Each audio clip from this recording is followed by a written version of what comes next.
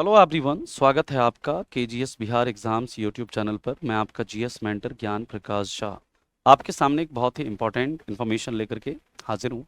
ये जो इन्फॉर्मेशन है ऐसे बच्चों के लिए जो किसी ना किसी गवर्नमेंट एग्जाम के लिए प्रिपेयर कर रहे हैं। दोस्तों, बिहार सरकार का गजट प्रकाशित हुआ था कब? 16 जुलाई को, है ना। और ये जो 16 जुलाई को ये जो मतलब 17 जुलाई को ये गजट मतलब प्रकाशित होता है ना। और ये अधिसूचना जो है पर्यटन विभाग के द्वारा बिहार सरकार के द्वारा जारी की जाती है। अब ये जो अधिसूचना है, ये अधिसूचना है क्या? तो इस अधिसूचना के तहत याद रखिएगा, बिहार के पर्यटन विभाग के अंदर एक नए मतलब पोस्ट का क्या हुआ है, एक नए पोस्ट का सृजन हुआ है। और ये संभावना है कि आगे आने वाले कुछ समय में आपका इस जो मतलब पोस्ट के लिए नोटिफिकेशन भी देखने को मिले, मतलब आपका रिक्रूटमेंट का नोटिफिकेशन भी देखने को मिले। तो ये पोस्ट क्या है, इस पोस्ट का नाम क्या है, इसका ग्रेड पे क्या हो सकता है, एलिजिबिलिटी क्या हो सकती है, एग्जाम कौन कराएगा, ये सब इन सब के ऊपर हम लोग क्या करेंगे, चर्चा करेंगे। तो सबसे पहले ये जो आपका नोटिफिकेशन है पर्यटन विभाग के द्वारा 16 जुलाई 2026 को पब्लिश हुआ है। तो यहाँ पर ये जो मतलब आर्टिकल 308 से लेकर जानते होंगे आप लोग कि आर्टिकल 308 से लेकर के जो मतलब आर्टिकल 323 तक होता है, वो किससे संबंधित होता है? वो याद रखिएगा, services under union and state से रिलेटेड होता है।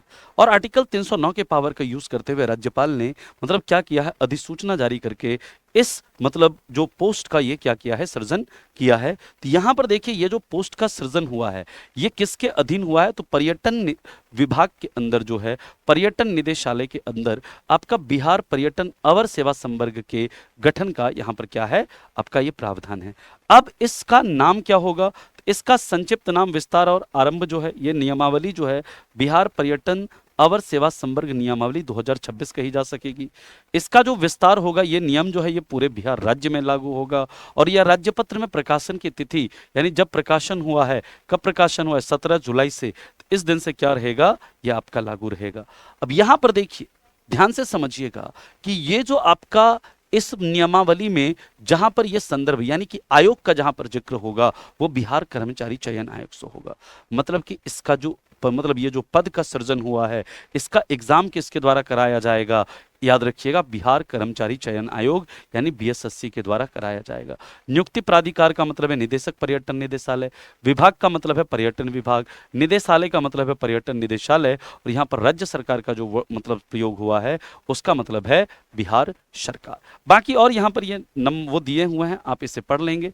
यहाँ पर किस किस पद का गठन है ये पहले आप देखिए। एक तो आपका पद है पर्यटन सहायक ग्रेड 2, और ये जो पर्यटन सहायक ग्रेड 2 है, ये आपका मूल कोटि का पद है ना, मूल कोटि का, यानी जो आपका रिक्रूटमेंट होगा ये पर्यटन सहायक ग्रेड 2 के पद पर पे होगा। और ये याद रखिएगा अराजपत्रित है, यानी कि ये आपका गैजेटेड पोस्ट नहीं है, मतलब नॉन गैजेटेड पोस्ट है। और जब एक बार आप प्रमोट हो जाएंगे तो प्रमोट होकर के पहले प्रमोशन के बाद आपका जो पोस्ट का नाम हो जाएगा वो पर्यटन सहायक ग्रेड 1 हो जाएगा। और ये दोनों ही पद है अराजपत्रित है।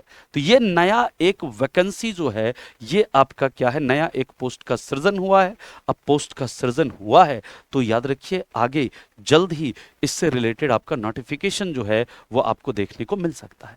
अब सवाल उठता है, उक्त पदों का पदबल वेतनमान वही होगा जो राज्य सरकार द्वारा समय समय पर अवधारित किया जाए। ये वेतनमान क्या होगा वो राज्य सरकार डिसाइड करेगी। सामान्यतः ये याद रखिएगा अराजपत्रित पद है, और ये इसमें जो आपका रिक्रूटमेंट का लेवल है, मतलब जो एग्जाम होगा वो इंटर लेवल पर होगा। अभी आपको बताएंगे जो सहायक जो पर्यटन सहायक ग्रेड 2, या इसे टूरिज्म असिस्टेंट आप कह सकते हैं।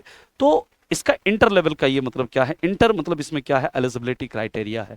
तो इसका ग्रेड पे जो है आप ये मान लीजिए लेवल 3 लेवल 4 का मेरे हिसाब से होना चाहिए। बाकी जब नोटिफिकेशन आएगा तो उसमें ये चीज लिखा रहेगा। नियुक्ति जो होगा याद रखिएगा, तो नियुक्ति जो होगा मूल कोटि पर किस पद के लिए होगा, पर्यटन सहायक ग्रेड 2 के लिए। पहला प्रमोशन होकर के पर्यटन सहायक ग्रेड 1 पर जाएंगे। अब देखिए यहां पर अगर हम लोग बात करें तो इसके लिए अहर्ता अब क्या होगा, ये चीज आप देखो। अहर्ता की बात करें तो यहां पर क्या है, पर्यटन सहायक ग्रेड 2 के पद पर नियुक्ति हेतु न्यूनतम शैक्षणिक योग्यता जो है, मिनिमम शैक्षणिक योग्यता, ये आप देखिए यहां पर गौर से, ये क्या है, योग्यता सरकार द्वारा मान्यता प्राप्त किसी विश्वविद्यालय, बोर्ड या संस्था से इंटरमीडिएट उत्तीर्ण होना चाहिए, यानी कि इंटर लेवल पर, यानी अगर कोई भी बच्चा इंटर किया हुआ है तो वो इस चीज़ के लिए क्या कर सकता है, मतलब आगे जब नोटिफिकेशन आएगा तो फॉर्म फिल कर सकता है। संवर्ग में नियुक्ति हेतु न्यूनतम आयु, मिनिमम आयु 18 वर्ष और अधिकतम आयु वही होगी जो राज्य सरकार सामान्य प्रशासन विभाग द्वारा समय समय पर निर्धारित की जाए।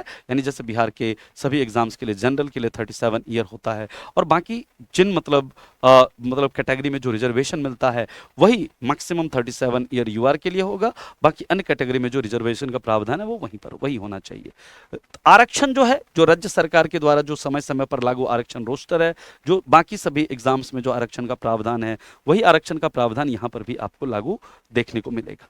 अब देखिए यहाँ पर क्या है, संवर्ग में मूल कोटि पर सीधी भर्ती से नियुक्त सरकारी सेवक की परिवीक्षा अवधि, यानी कि आपका 1 साल का प्रोबेशन पीरियड भी होगा, और परिवीक्षा अवधि में सेवा संतोषजनक नहीं होने पर नियुक्ति प्राधिकार, यानी जो आपका टूरिज्म पर्यटन निदेशालय है उसके द्वारा इसे अगले 1 वर्ष तक के लिए विस्तारित किया जा सकेगा। यानी कि पहले तो 1 साल का प्रोबेशन पीरियड होगा, और अगर इस प्रोबेशन पीरियड में आपका अगर मान लीजिए बढ़िया नहीं रहा परफॉर्मेंस, है ना, यानी कि अगर आपका इस परीक्षा अवधि में आपकी जो सेवा है वो संतोषजनक नहीं रही, अच्छे से अगर आपका पूरा देखा जाएगा, अगर सही से काम आपने नहीं किया, पूरा आपका वो रिकॉर्ड चेक किया जाएगा, तो इसे अगले 1 साल के लिए विस्तारित करेंगे। और विस्तारित अवधि जो है, अगर मतलब अगले 1 साल में भी अगर आपका सेवा संतोषजनक नहीं रहा तो आपकी नियुक्ति को रद्द किया जा सकता है, इस चीज को भी याद रखेंगे, यानी आपकी सेवा समाप्त की जा सकती है।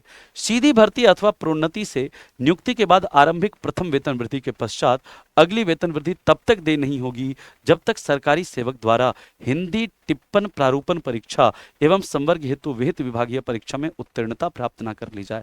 यानी कि सीधी भर्ती तो आप रिक्रूटमेंट से हो जाएंगे, प्रोन्नति से नियुक्ति के बाद जो है पहला जो मतलब मान लीजिए या तो प्रोन्नति से आपका नियुक्ति होता है या फिर सीधी भर्ती से आपका नियुक्ति होता है, तो यहां पर जो है आपका क्या होगा, प्रथम वेतन वृद्धि के पश्चात, यानी जो पहला वेतन वृद्धि होगा उसके बाद अगला वेतन वृद्धि आपका तभी होगा, अगला वेतन वृद्धि आपका तभी होगा जब आप क्या करेंगे, हिंदी टाइपिंग टेस्ट एक होगा वो आप करेंगे, या फिर जो आपका डिपार्टमेंटल एग्जाम होगा वो देकर के तब आप मतलब कि एक बार आपका पे लेवल और बढ़ेगा, दूसरा जो पे लेवल उसके बाद बढ़ना होगा, तो उसके लिए टाइपिंग टेस्ट या एवं उसके बाद जो विभागीय परीक्षा वगैरह होता है वो आपको पास करना होगा।